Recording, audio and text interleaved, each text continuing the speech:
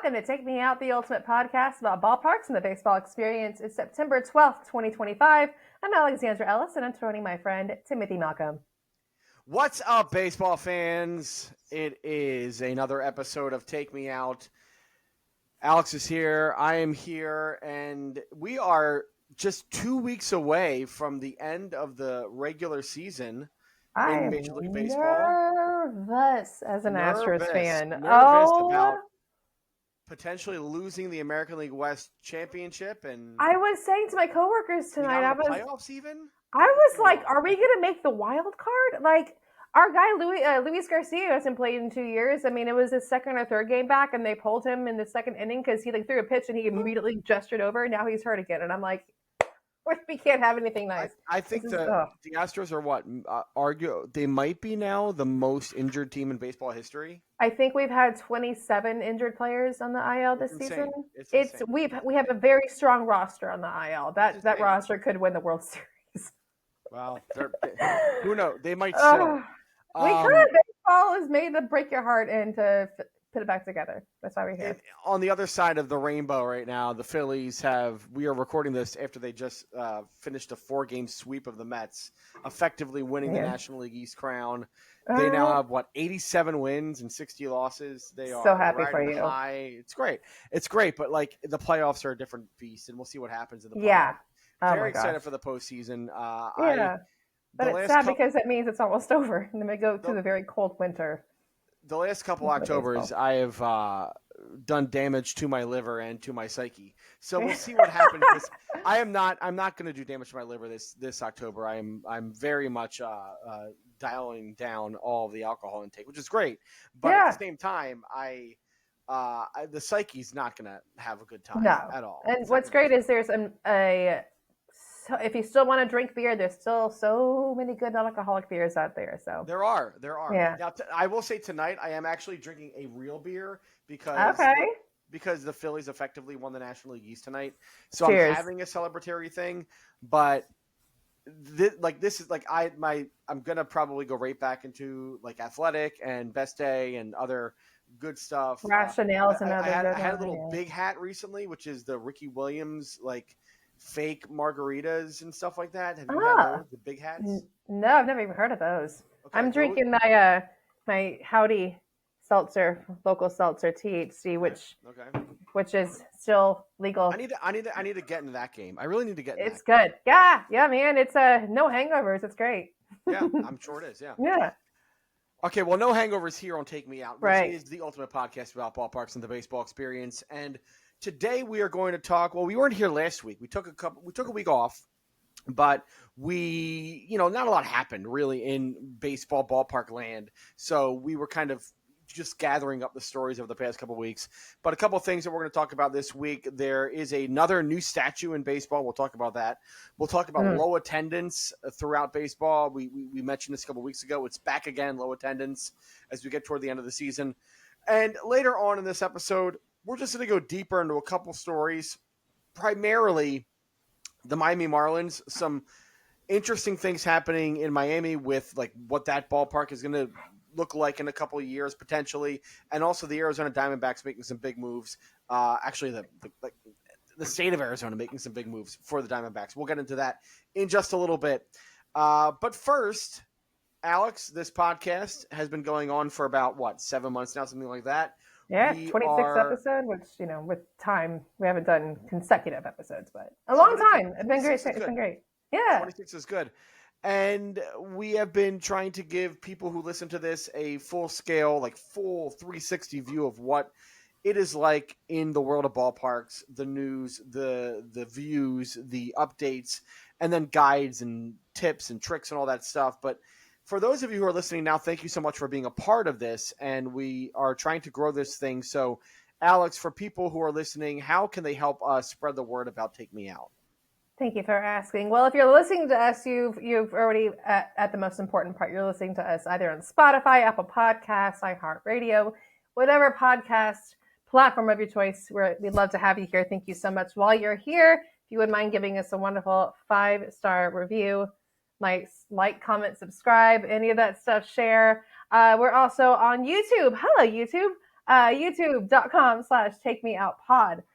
We're also on Instagram at Take Me Out Pod. I haven't been too active on there recently. I apologize. I need to get better at it. They're also on Facebook at facebook.com/takemeoutpod. And then we're on Patreon, patreon.com/takemeout. You take out the pod. Take out Just the pod. yes. And my apologies. I need to get more of those Instagram clips from the podcast out there. We're only human. It's just the two of us running this whole thing. So it is. It's two people, and we're both very busy. We're both very busy. I have a full-time job that is taking up a lot of time. So I'm sorry, but we're getting stuff out there. But also we have the Patreon, as you said. Take Me Out is the Patreon, patreon.com/takemeout. And there we just posted very recently a full guide to Globe Life Field in Arlington, Texas. I gave my opinions, impressions of that park while also giving you a full guide to the ballpark. So when you're going for the first time, second time, whatever it is, and you want to know where to park, where to hang, where to go before the game, after the game, but also what to do in the park, what to eat, where to stay, where to sit, all that stuff. That's part of that episode. So go to our Patreon at patreon.com/takemeout. Sign up as a patron. There are two tiers currently. The Loge tier, which is the $3 a month. That is for people on the upper decks. You just pay $3. You're good to go. And then there's the field level at $5 a month. That is for people who want a little bit more. And so you're both going to get, if you're in the Loge or the field, the feature episodes, whether it is our guide to the ballpark or the guide to the city that the ballpark is in, whatever it is, you're going to get those episodes, those special episodes to Take Me Out. But also, if you are in the field level, you're going to get special stuff on top of that. Autographed copies of my book, Baseball Road Trips, also some fun art stuff, whatever, all the stuff that we're trying to do to kind of spice things up and make things cool for you. There's the book right there. That's YouTube, you can see this. Yeah. First edition, right, limited edition. It's worth a lot of money now. Wow, yeah, $1,000. There's second edition right there. It's going to be worth at least $2. Get your Beckett card guide out there and then look it up. So that's what you get if you go to the Patreon, patreon.com/takemeout. Again, the Loge level is $3, or Loge tier is $3, and then the field tier is $5. So go to patreon.com/takemeout for all of that. Okay, let's get into ballpark news. Let's do it. Let's start in Anaheim. Could Anaheim soon have its own gondola system? Yeah, I mean, come on. Okay, so we've been tracking the Los Angeles gondola gate. Gondola gate. Gondola, the performance, whatever it is. The Dodgers have been trying to get a gondola system installed that would connect people from Dodger Stadium to Union Station in LA. The idea would be in time for the Olympics to have this sort of aerial gondola tram kind of a deal where it's like a ski lift where you sit in the car, they raise you up, and then you go, from one station to the other. It is a way which makes sense for me to beat Dodger Stadium traffic, to get to Dodger Stadium without a lot of difficulty. It is probably the worst ballpark to get to as far as traffic and just the amount of ways there are to get to the stadium. Roads. You might need more than half a tank of gas to get there. Or you just need to leave 3 hours early, whatever it is. Dodger Stadium is hard to get to. And it really is. So the gondola system in LA is something that they're trying to put together. Dodgers ownership is really, beating the drum on it. They've been trying to get California legislators to, be on their side to pass this thing. So that's one thing. But now Anaheim city planners are reportedly looking into the possibility of an aerial gondola system that would connect attractions like Disneyland and the developing OC Vibe Village. First I've heard of that. So OC Vibe. OC Vibe. It's very early on sounding. I love it. So basically like the Honda Center, which is where the Anaheim Ducks, the hockey team, they play there. It's pretty close to Angel Stadium, but not like walking distance. It's a couple minutes away, kind of by car. Around the Honda Center is essentially like tantamount to shopping malls. It's kind of like outdoor shopping centers, but what they're doing right now is to renovate sort of part of that land, that shopping center land, into this entertainment district that they're calling OC Vibe. And it's like a quote unquote village that like is going to have shopping and food and all that. It's an entertainment district, kind of like what you have in Atlanta or in Arlington, or multiple other cities across the league. This is going to be a little bit farther away from the ballpark, but the idea is the gondola system would connect people from there to the ballpark. So it's like a 5-minute gondola ride, if that. But it would kind of take people, because there's like very large roads that are in between there, highways. It's not the safest to get from one part to so having some other kind of public transportation system, aka gondola, would work out. Anaheim paid $20,000 to a company called Swift Cities to do a study. Now, Swift Cities is sort of the primo aerial gondola company in America. They have been in talks with several cities across the country, primarily in Texas, to put aerial gondola systems in those cities. Most of the cities that are kind of talking about aerial gondolas are sort of mid-tier suburban cities like McKinney, Texas, essentially, like Plano. I can see the Woodlands getting something like that too. Like like cities that have like about 100,000 people or something like that, 200,000 people, where it's a busy enough main street, but it's like not so busy that you can install something like this. But there's large avenues and boulevards and highways and things like that. You kind of have to jump over them. It's slowly building city, so you kind of have to have something to connect all those parts that are developing. So that's the idea. Swift Cities is doing that work. They are talking to Anaheim. Anaheim paid $20,000 for a study to see if it would work out in Anaheim. Swift Cities came back and said construction for this thing would cost like 20 to 30 million, something like that, I believe. But then they came back the next year and said, wait a second, it's going to cost $125 million. That's a jump. That is a jump. Yeah. It seems a little ridiculous, but also, you think about, it's Anaheim. It's all probably near fault lines and things like that. You need to be able to have like the right foundation to build on top of, if you're going to install like giant platforms and stanchions and things like that to hold up these gondolas and whatever else. So it costs a lot of money to kind of like do the feasibility, to probably do a geological study, to put up, the structures you have to put up, and then to maintain them and all that stuff. So I don't know if Anaheim needs this. I mean, you've been there. I've been there. There's a train station like right there near the ballpark, a commuter train station that is pretty good. I mean, it connects people from LA and from points south, like towards San Diego, to the ballpark. And it's literally a 2-minute walk from the ballpark to the station, essentially. It's a very wide open area, a lot of parking lots, but it's not a dangerous area. I will say there was one. I say that with a little bit of so there is one day. So there's the brewery that is across the street from the stadium. I forget the name of it, and I remember. Not Golden Roads, is it? No, it is. I think it is. No. I think it is. Is it? Okay. It's something like that. It's something like that. We can do this right now. Look it up. I know we did this before, but I there's know a brewery right across the way from the ballpark, and there's an avenue right in between the brewery and the ballpark. And so when you're coming from one to the other, you do have to cross this busy avenue in a weird place. And it's a little janky, and it could probably use a little bit of work there. So I understand. It is Golden Road. That's right. It's on Orangewood Avenue. Yeah. Yes. So they do need to fix that area and make it a little bit more walkable, a little bit more pedestrian friendly and all that. I don't know if a gondola system is necessary, because you can walk from the train station or from the parking lot to the ballpark in a few minutes, and it's not a big deal. So we'll see what happens there. I don't know if they're going to actually put together a gondola system. I think there's bigger problems to get through with Anaheim. I mean, we've talked a lot about how the city is trying to work with the team to, make sure the ballpark is up to code and up to date and all that stuff. I mean, there's a lot of problems with the ballpark itself. So it's the third oldest ballpark in the country, right? It's one of the older ones. I don't know if it's it might be third. It's up there. It's up there. But nevertheless, I think there's bigger things to worry about than having to put in a gondola system there. So it feels like a very long distance kind of a thing. I think feels like they kind of put the cart before the horse kind of a thing. Yeah, putting the aerial cart before the horse, or whatever you want to say. I don't know. All right, moving on to Cincinnati. Another new statue has been unveiled, this time in Cincinnati.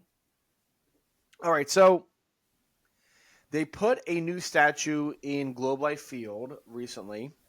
Adrian Beltre is now immortalized in bronze outside of Globe Life.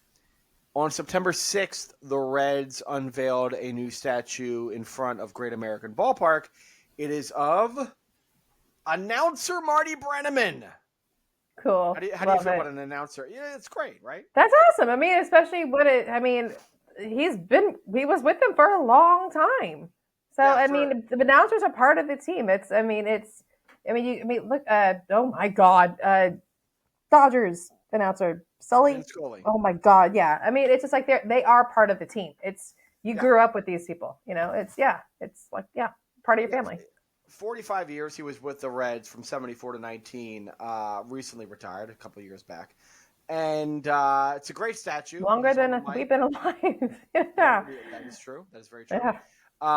It's a cool statue. He's on the mic there, and it is at Crosley Terrace, which is outside home plate, the home plate entrance of the ballpark.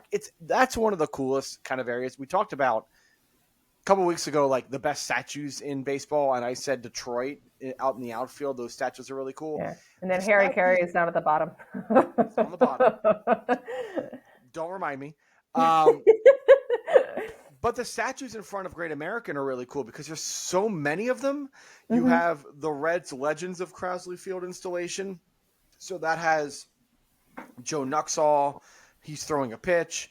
Frank Robinson's at the plate. He's taking a swing. Ernie Lombardi is at catcher, and he's catching the Joe Nuxall pitch. And Ted Kluszewski. I don't know how to say it. That sounds right to me. I mean, Ted Kluszewski was with the Reds in like the early 60s. Great hitter, but I can't pronounce his name for the life of me. He stands on deck in the statue formation. So it's a really cool installation of all those statues. And then there's the Great Eight installation. There's not 8 of them, but there's several of them. It's the players from the Big Red Machine 70s team. So you have Pete Rose, Tony Perez, Johnny Bench, Dave Concepcion, Joe Morgan, Cesar Geronimo, just like several of these really cool statues outside of Great American as well. And there's one sculptor who's done all of them, Tom Suchia?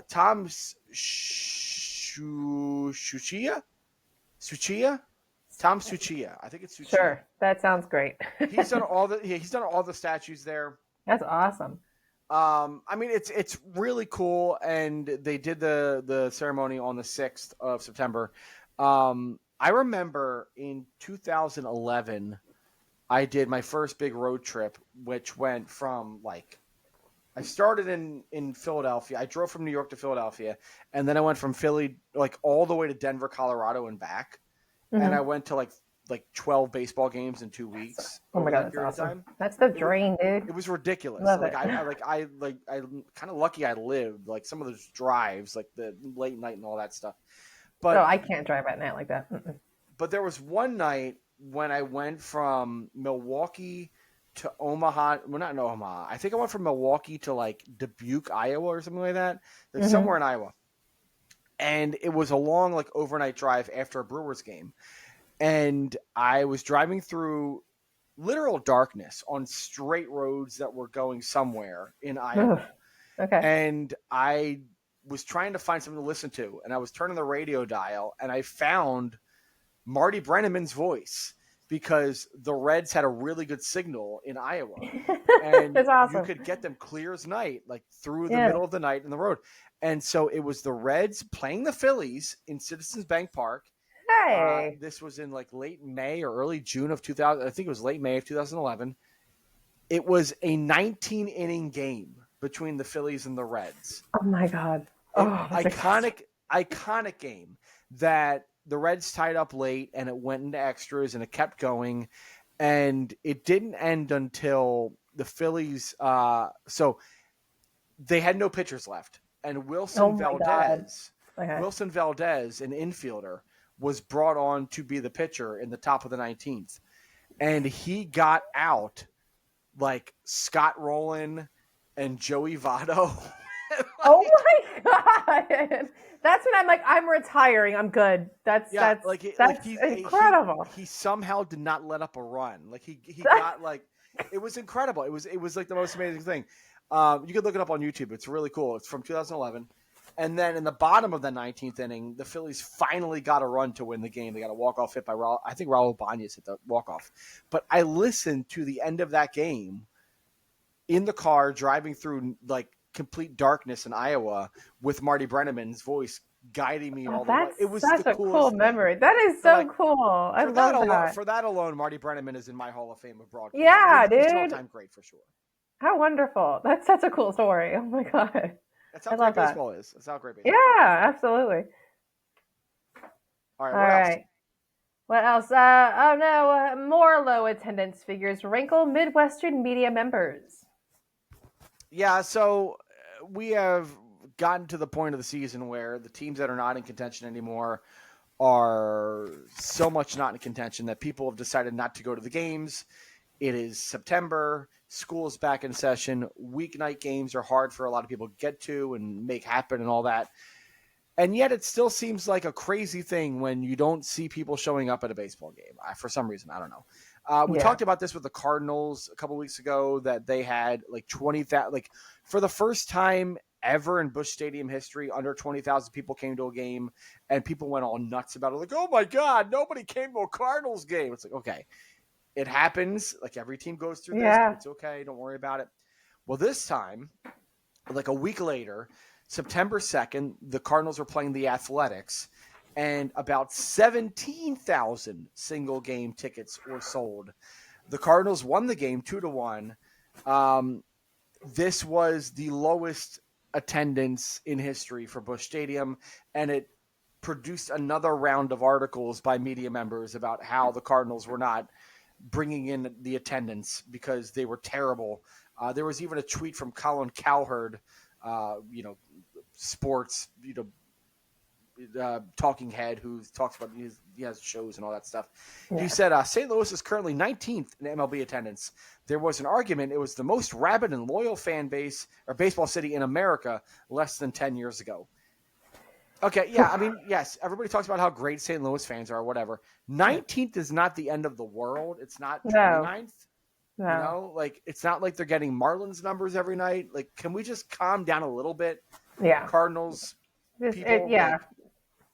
It's just something to talk about. That's just, it's just like, pump the brakes, dude. I mean, it's still a storied program. And the Cardinals are 72-75. Yeah. As of this recording, they are 3 games under 500. 4 games out of the final wild card spot. So the Cardinals, as of right now, there's 15 games left in the season, essentially, for every team. The Cardinals, if they went 11-4 in the next 15, they could make the playoffs. Yeah. And suddenly have 35,000 people showing up at the stadium. Like, can we just stop? Can we stop being so butthurt about fans not coming to the game? And can we, as Cardinal fans, if you're a Cardinal fan out there, why are you so pissed? They're 72 and yes, I know that they haven't invested a lot of money into the team in the last couple of years. I know that they made some bad decisions with bringing in some veterans who weren't quite the best picks, for this team going forward. They didn't trade Nolan Arenado, whatever you want to say. Who cares? They're only 3 games under 500, and they're only 4 games behind the wild card. Calm down. It's a crazy stat to think of. Go see them play. Yeah, I mean, if there's not that many people there, it's like you're not going to have much competition to go catch a foul ball, and I'm sure ticket prices aren't that crazy. So, I mean, just go have fun. Yeah, go watch them. Go watch them. And it's a good atmosphere. I've been to Cardinals games before, and it's a great ballpark. I love it. Yeah, great ballpark. The pre and post game, the bars and restaurants nearby, really cool places. I love their Hall of Fame museum. Is so cool there. Maybe the best in baseball. Yeah, great stuff. Yes. Meanwhile, the Minnesota Twins drew 11,721 that same evening, September 2nd, against the White Sox, and it was Bark in the Park. 11,721. which is not great. Nah. The Twins, though, unlike the Cardinals, are legitimately trying to be as bad as possible. They traded everybody of value at the trade deadline, and they are right now 64 Thank you again 82. for Carlos Correa. Yeah, Carlos Correa back with Houston. Johan Duran with the Phillies, having a great time. The Twins are 64 82. They are 14 games behind the last American League wild card spot, which is currently occupied by the Mariners, possibly the Astros by the time you hear this. Who knows? But they are so far out of it, unlike the Cardinals, who are still kind of in it. Yeah. I mean, the Cardinals, all they have to do is jump over the Giants and the Reds and then the Mets, and the Mets are falling fast. The Giants have been playing a little bit better recently, but none of those teams have been good enough to really be like, okay, we're a playoff team. Like, they could get there. The Twins can't get there. I can understand fans being like, you know what, screw it. Also, it's Minnesota in September. It's a little colder now. It's an outdoor stadium. I get it for fans there. So I don't know. I don't want to be anti St. Louis and anti Cardinals fans, because I'm not. I like that ballpark. I like the fans for the most part. Although I have said in the past, and I'll say it again, Cardinals fans are the only fans that I've ever come across in baseball who have been openly like, "Who are you and why are you wearing a Phillies hat? What's your deal? What are you doing?" Like, even Mets fans and Yankees fans are like, "Yo, what's going on?" You know, whatever. Yeah. So I'm just saying. I'm wondering if they could probably pad the Twins could probably pad that number a little bit by also counting dogs. How many dogs were there? How many people brought their dogs? Yeah. I mean, maybe another like 500 to 700 or something like that. Possibly. There you go. Yeah, dogs are awesome. I've always wanted to go to a bark in the park. It'd be so much fun. I went to a bark in the park when I was in San Diego. I saw the Padres, and they had a bark in the park that night. And there were so many good boys and girls. In the outfield primarily, because they have this big hill out in center field. I love when they do like the Simba thing from the Lion King, and everyone just holds up their dog like Simba. Yes. It's so good. I saw a lot of like really pretty golden retrievers and things like that. Oh, it's great. I love it. They dress the dogs up in like tutus and players' jerseys. It's so much fun to watch, and yeah, it's great. I love it. Well, that is the news, and that is the whole dog. That's not a term. I don't know what that means. Anyways, it's okay. We're going to come back here and take me out, and we're going to talk about the Diamondbacks and some big moves that they're making as far as their future is concerned. Also, the Marlins and some interesting things happening in Miami concerning that ballpark as well. Stay with us here on Take Me Out. Welcome back to Take Me Out. Tim here. Alex there. Hello. Hi. So, all right. I buried the lead, I guess. So, we talk a lot on this podcast about fans and how they treat others, and maybe they behave badly and all that.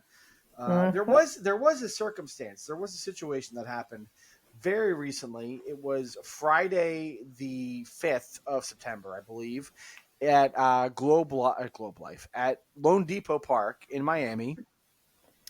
The Marlins were hosting the Phillies. I don't know if you saw this, but Harrison Bader hits a home run to left field. It falls sort of, in a row, kind of under some seats. There's a little bit of a scuffle. It looks like this woman who has blonde hair, like on the top, and black hair on the sides or whatever. She looks like she's getting it. Maybe she's getting it in her command. She's I don't reaching know. for it. Yeah. Reaching for it. We don't know. Some guy kind of comes over from across the row and kind of swoops in. He comes out with the ball. He's got it in his hand. He runs back to his seat, and he immediately hugs his child, his son, and the woman who's got the blonde hair. She immediately kind of stomps over and taps the guy on the shoulder and is like, "That's my ball. Gets in his face. My ball." Gets in his face, and so the discourse from this, I saw this on Friday night, because I was, Phillies highlights and all that stuff. And it immediately became a thing on Phillies Blue Sky, not Twitter, because I don't go on Twitter anymore. Phillies Blue Sky. And then it kind of from that point on became a bigger deal. Blew up. Oh my God. Talking about it by Saturday, Sunday. They called her Phillies Karen, the woman. By She the way, had the haircut. the whole Karen thing is like getting on my nerves because of Yeah. the way that people use and misuse that word. It's like a lot of other like fake news and things like that. Like that has been like Yeah. so misused. It's just a catch-all Yeah, right now. yeah, and it means different things, like who depending on who says it. Right. But this woman's been vilified. People were trying to dox her. Somebody, they all thought that people found where she worked and got her fired, but that it was a school district who was like, no, she doesn't work with us. We don't. That's not her. That's not true. A whole thing. I think they also said like any of our employees would have caught the ball anyways or something like that. I thought that Yes, funny. which is funny. Yeah. There's been a lot of discourse about like, well, did she really have the ball? Did the dad kind of like take it from her? What's going on with the dad? Like there was a whole after the thing, the Marlins came over, gave the boy like some swag, and then they took them downstairs into the locker room area, or I guess in the bowels of the ballpark, where Harrison Bader came out from the Phillies and gave the family like a signed bat and like gave the kids stuff and like It was cool. his birthday too. It was a kid's birthday. It was his birthday. Yeah. So, all right. We're I guess before I get it, because I'm a Phillies fan. I have things that I've been thinking about this for a long time now. Where do you sit on all this? It sounds like you are like completely pro dad and son and all this stuff, right? I'm pro dad because of the way that she approached him. The fact that she got in his face when he had his child with him in front of him. She did this. She did the tap.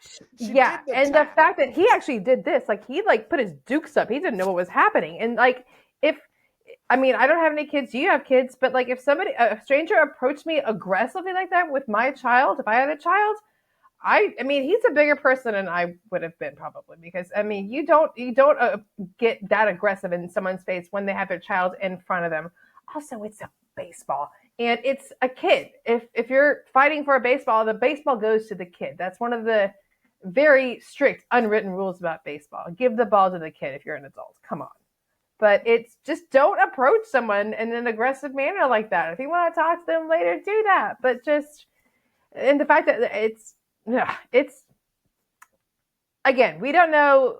There's no while there are camera angles from like a couple rows behind of her approaching him and getting in his face. There are no camera angles of who had the ball 1st. Mm-hmm. But just from what I've seen, I think it is a bit intense. I really do hate the cancel culture. It's like that woman didn't break any laws. She doesn't deserve to lose her job.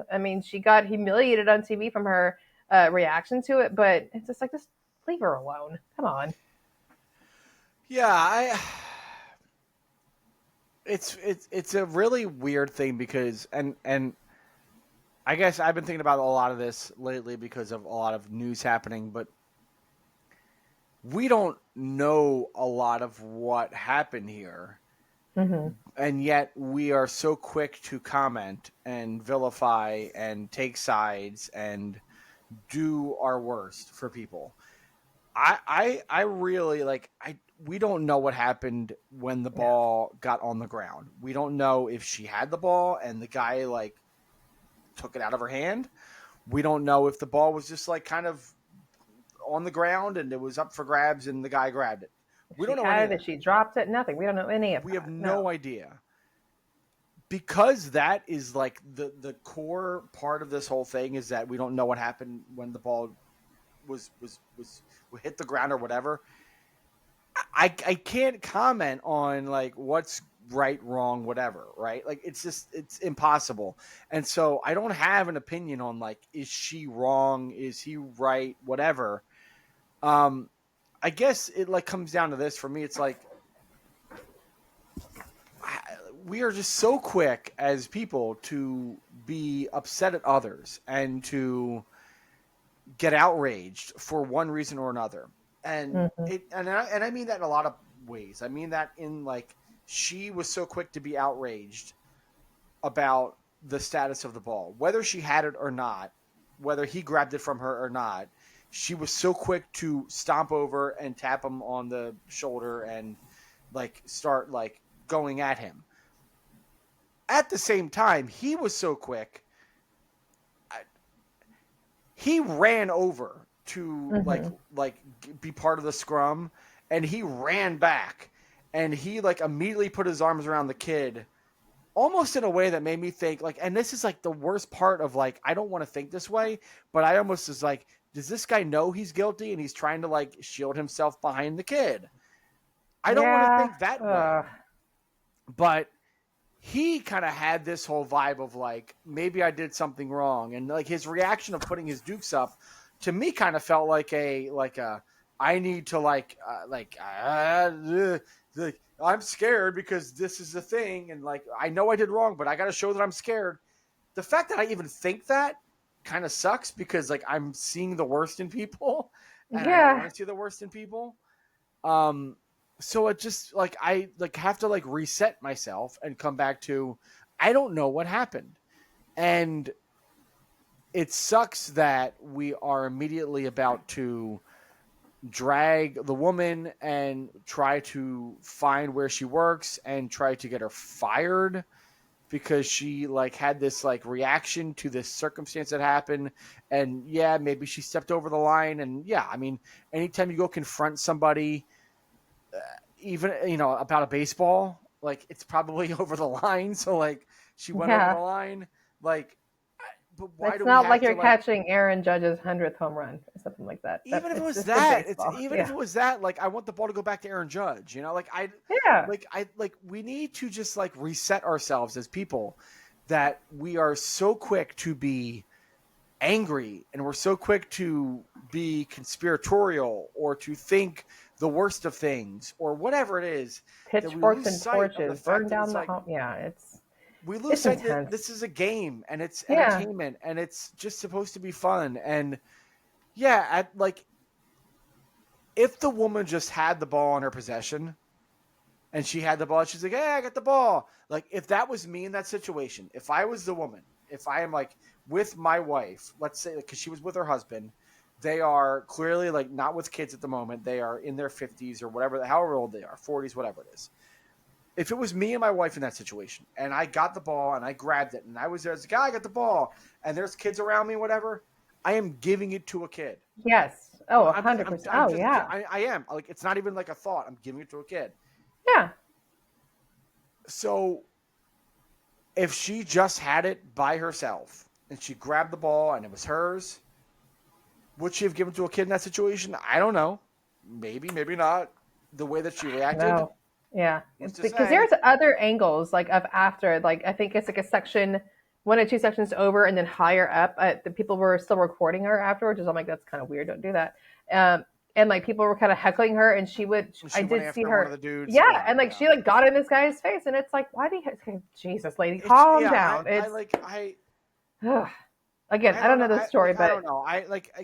Very clearly, like we need to all kind of reset and try to be better to each other and try to not think the worst of each other and try not to be so competitive and so like pissy about like we don't get what we want or whatever. Like we got to stop acting like children essentially. And like exactly. Yeah.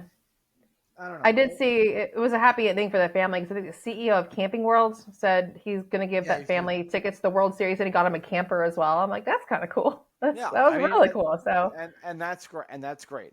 Yeah. I just wish that we were just a little bit cooler to each other. It's like wait till the whole story comes out, and like while it might not come out because I don't think this woman's going to talk to the media. No, I think this woman's trying to hide forever. Like and that and I get that, but also like it sucks that like she has to feel that way because it's possible it was just like a very heated moment where she got the best of herself or whatever, and I don't know. We don't know. That's we just don't know. We just don't know. Calm down, folks. Just calm down. Put down the pitchforks. I'm actually very surprised that like nobody like really went like full like it's a Phillies fan. They're pieces of crap. I'm surprised that didn't happen out of all this.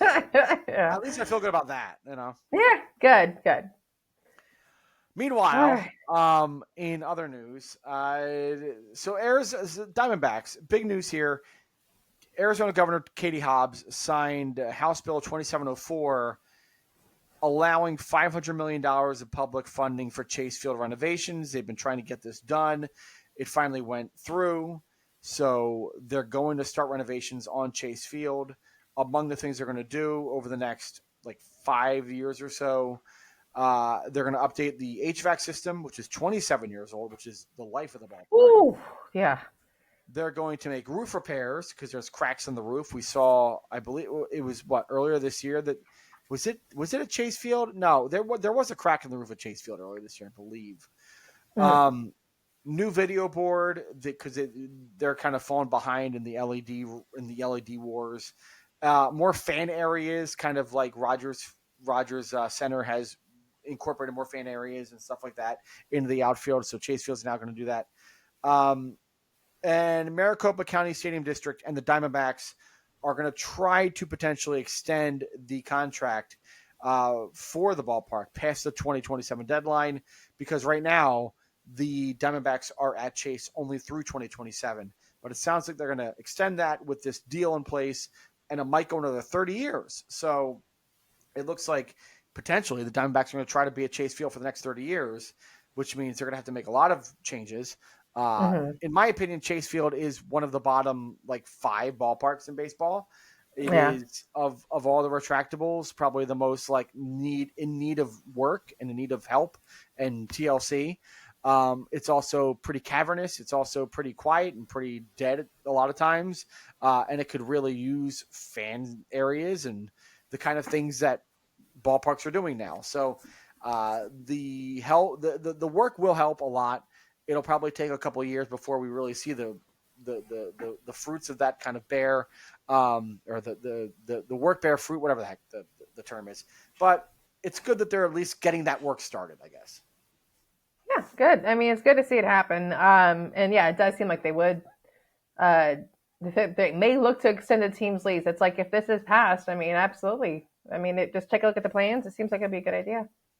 I mean, and also like there in Phoenix, like if you were going to demolish Chase Field and add a new stadium there, it's just going to look like Chase Field. So why not just renovate Chase Field, right? Yeah. It's a downtown ballpark. You know, it's pretty easy to get to. There's a lot of hotels in the area. It's, you know, the right place. I mean, it makes sense to keep Chase Field and to renovate it rather than build new somewhere else or whatever it is and make it harder for everybody to get there or whatever else. So this is, I think, the right move. They just have a lot of work to do. But $500 million is not nothing. So good for them. Very true. Yeah.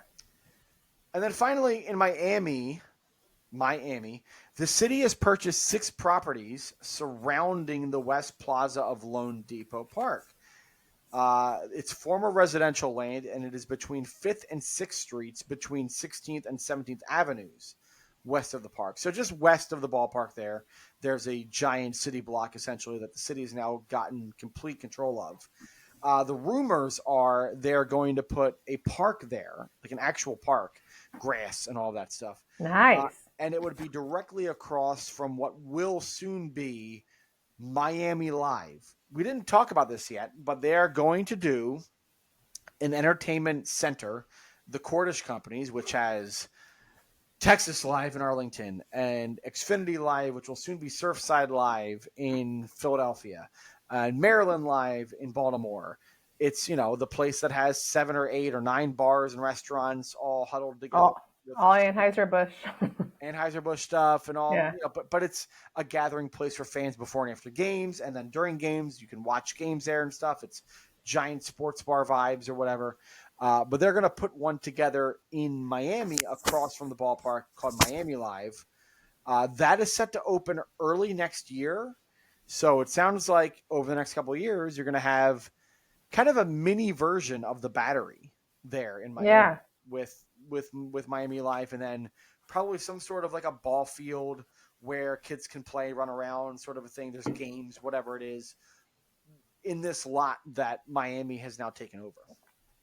That sounds great. I mean, especially like when they're going to add a park, not just like an entertainment park, but like a park with grass and possibly trees. Because when you see all these ballparks, like, yeah, there's a lot of green on the fields and everything, but you're just surrounded by these big entertainment centers and bars and restaurants. There's no green, there's no nature over there. So it's nice to see they're kind of bringing nature back into it just a little bit. I like that. I want a concert stage. Oh, concert stage too. Cool. I think we talked about this when we did in an earlier episode on how we could change LoanDepot with a beach. Remember that? Yeah, I do. Oh, yeah. They should turn like half the park into a beach. And have Yeah. a concert stage and have like the E Street Band playing every weekend. Yeah. There you go. Perfect. But like you would have like the stage would be, I think, in the water, and so the fans would still be in the sand area, I think. Sure, why not? Yeah. Yeah, that'd be cool. There you go. Floating. Ah, there you go. Yeah, that'd be awesome. That'd be really cool to see. But it's good. I mean, because that area. Have you been to LoanDepot? I have, yes. 2 years ago. Yeah. It is pretty gray and urban, and it's a lot of streets surrounding LoanDepot. Yeah. It's not very pedestrian friendly or just people It's friendly. very residential. There's a lot of houses around there. Yeah. Yeah. So to have something that is more, pre-post game retail / commercial, whatever it is, in that area, it only helps that area. I mean, it's like that's a park that could use just more outside of it. Like Nationals Park is another one that could use more outside of it. Some of those parks that are sort of like, it's like there's something that can be unlocked in that. Like I like LoanDepot more than most people because it's so different, because it's so unique. I just feel like they need to unlock some of that vibe around the park to make it more viable and more exciting for fans. So if you add a Miami Live and you have, a grass area, you have a concert stage, you have game areas and stuff like that, you suddenly make it much more family friendly, much more inviting for people before games, after games. And the Marlins are such a franchise that like, I think it works to have a Miami Live there because the fans there aren't necessarily, they're not there for necessarily tradition. It's not like a big tailgate scene. It's not a big, like, it's not like Wrigley where like, people have been fans for 50, 60 years and like they're going for the vibe of it all. Marlins fans have been fans for 20, 30 years at most. Right. And they're just there to kind of hang out and go to a baseball game. So like to have an entertainment district like right next to it that kind of like get people in the door is nice. It's a good carrot to kind of dangle so that you can get there a little bit earlier and do the thing. So like it's all good. I think it's all good. Yeah. All right. So we talked about the woman at the Phillies game. We talked about the Diamondbacks. We talked about the Marlins. I think that's it. I think we're going to go to the last segment in just a moment. I guess we're good. All right, we'll be back. We'll be back. We'll be back on Take Me Out. You can follow Take Me Out on Facebook. We are on facebook.com/TakeMeOutPod. We're also on Instagram. Our handle is @TakeMeOutPod. And we're on YouTube. Hello, YouTube. YouTube.com/TakeMeOutPod. If you're listening to us in your car, headphones, just got background noise, on Spotify, Apple Podcasts, iHeart, whatever podcast platform of your choice, do us a teeny favor and just do a quick 5-star rating. We would greatly appreciate it. I think the algorithm would appreciate it too. I don't know how that works, but we would absolutely love it. And then we're also on Patreon, patreon.com/TakeMeOutPod, where you take out the pod and take me out. Get it? You've really kind of nailed that, I think. I kind of did. I kind of came up with that just now too. I'm pleased with myself. Take out the pod. We have 2 tiers at Patreon. The Loge tier is $3 a month. The Field tier is $5 a month.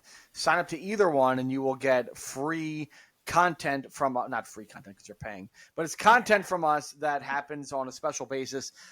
Guides to cities and reviews of ballparks. We did a review of Citizens Bank Park. We did a guide to Philadelphia. We did a review of Globe Life Field in Arlington, Texas. That's the newest thing on the Patreon right now. So if you sign up for either tier, you will get those special episodes. If you sign up for the Field tier at $5 a month, you will get even more stuff, including signed books and all kinds of fun stuff.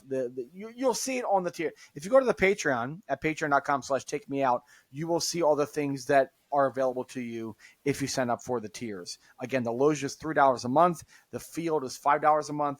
And it's at patreon.com/take-me-out. Final segment here on Take Me Out. We're just going to finish up by talk about Chase Field and the Diamondbacks. And you got $500 million to play with. Okay, we're going to change the HVAC a little bit. We need to update that. It's been 27 years. We're going to fix the cracks in the roof. What else should we do with our $5 million to make Chase Field a better experience for fans? What would you add to Chase Field? It could be goofy. It could be just fan friendly. It can be simple. Whatever it is, what would you add to Chase Field to make it more unique and hospitable and fun and exciting? So I was thinking about this, and I think maybe over in the area where they have the pool there, right? That is the ballpark that has. Oh yeah, that's the one with the pool. Yes. I think maybe you extend that, but like even though while you still have the pool for the private use or the suite use or whatever, you do a public thing and not have a pool, but do like do a splash pad for the kids. Oh, a splash pad. You know, yeah, because that's my favorite. One of my favorite features at a Constellation Field where the Space Cowboys play is they've got such a huge playground and a splash pad. That might work better at Constellation Field because it is outdoors, and while Chase Field does have a roof that can open, I still think that could be fun. You know, it keeps the kids busy and everything. You can still watch the game and everything. Like maybe also have it like half indoor, half outdoor. You know, okay. I don't know, like how you could maybe like you can have one of those giant glass garage doors, and like during games you can open it, and like when the game's over you close it and everything. I don't know what the logistics of that would be, but I think that'd be kind of fun. Okay. Yeah. You could put the pool like in the outfield. In the outfield. Like part of it's in play, right? Oh my god, yeah. No more Talus Hill. Give me a swimming pool in the outfield. That'd be great. Yeah. Yeah. Crazy. What about the ball lands in the pool? It's a grab roll double, you know. It should be a triple if it lands in the pool. Triple. Okay. What about not almost like a rock wall, but like a giant mesa or a boot, like something that is climbable that you would install out in center field or whatever, and like throughout the game you'll just see people climbing this thing or hiking this thing. Make it a giant top of it. A giant diamondback. A giant snake. Or have a snake coming out of the boot and have like a Toy Story thing with it. There's a snake in the boot. What? Not a boot like a foot boot, but like the boot, like you know the rock, like you know like a boot. Oh, a butte. Okay, yeah. Okay, that makes more sense. I'm tired, so like that's my great. excuse. I'm calling it a boot. It's a butte. It's like better than calling it a butt. You know, it's like a big butt you can climb up there. I've gotten past that part, but like. Papago Park is the big sort of outdoor, you know, there's mesas and buttes and like different like cacti, and it's a really cool outdoor sort of trail hiking area in Phoenix. It's I don't know if it's city owned or not, but Papago Park is a really cool area. Like bring some of that into the ballpark and have like a wilderness, not a wilderness, but like have like a desert sort of, you know, ecosystem within the ballpark. Couple of cactus succulents everywhere. Some succulents. Yeah. Yeah, you do a little, just have some sort of a climbing mechanism. Yeah, I like something that is active, adventurous, that kind of says Arizona, while also like you're at the baseball game. So, you know, you go to the game, you're like, oh, tonight I'm not going to sit in my seat. I'm just going to go climb a mountain. And you climb a mountain. By the fourth inning, you're at the top of the mountain, and you're like, "Hey, there you go." I love that. Yeah. How big would the mountain be? Drink, and you're like hanging out, and it's a game. There you go. Oh, like a bar on top of the butte. Why not? Yeah. Why not? Yeah. How tall would you make the butte? How big? How big would I make the butte? Yeah. 80 Like feet. it's about 1.5 stories or so. Is that what that is? No, Or I two mean stories? 1.5 stories is like what 30 to 40 feet probably. Okay, so you want to think about like 2.5 stories. I mean, yeah, it's like I don't know, like 80 feet's kind of a try, like 100 feet, like somewhere around there, like not Okay. too, not crazy. Like we're not going like 1,000 here, Like, Yeah. we're not. And then when a player hits a home run, like it lights up and everything. It'd be kind of fun. Yeah, you get something like that. Yeah. Yeah, sure. Yeah. Cool. Just like something unique that says Southwest and says Hmm. adventure and is also climate controlled, so you're not gonna like die of dehydration. Like all those things. Yeah. It's like it's like you don't have to go to Camelback Mountain. Just go to the ball game, and you don't have to Exactly. get Exactly. altitude sickness or whatever, and Yeah. you're fine. You can even wear your sandals going to the game. Yeah. Oh my God. Yeah. God, I can't believe people wear sandals doing that. I'm like, oh my God. No, it's dumb. Don't do it. If you ever go to Phoenix and you want to do Camelback Mountain, do not wear sandals. Wear like really good shoes that have traction that like your feet will not get dirty or damaged or hurt or whatever. Like You want wear good ankle shoes support, all that with stuff. socks. Like wear With yes, socks, yes. and don't go in the summer. Don't go in the middle of the day. Go to Camelback in the morning or in the evening. And if you go in the evening, go when there's enough daylight so that you get down before it gets too dark. Just Yeah.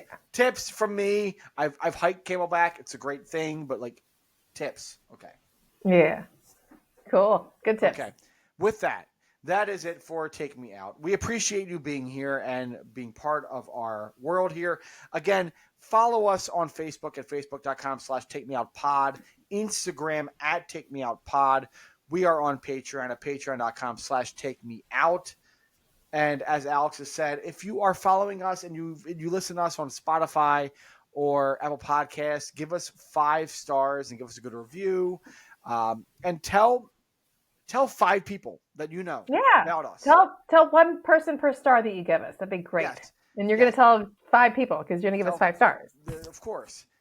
5 Yeah. people about us say, hey, baseball podcast. They talk about ballparks. It's different. It's not just like, well, And you challenge them to tell 5 more people. yeah. And it's and a fun pyramid scheme. it's a great yes, that's right. And so on and so on and there so you go. on. Yes. We'll reap the rewards eventually. Some year. Sure. Yes. Some year. Yes, exactly. But we thank you so much. We appreciate it. And next week we'll be here. We're going to get into playoff mode. I think what we'll do, we'll do a Patreon episode very soon here where we do the Wall of Fame of American League foods. I'm very excited about that. Yeah. But I think after that, we have to do a ranking of playoff atmospheres in baseball. Oh, good idea. Yeah, So that's a great idea. Yeah. Love that. So again, patreon.com/takemeout. Go sign up, patron us, and you'll get what you get, and it'll be great stuff. So there you go. Perfect. Okay. For Take Me Out, I'm Tim.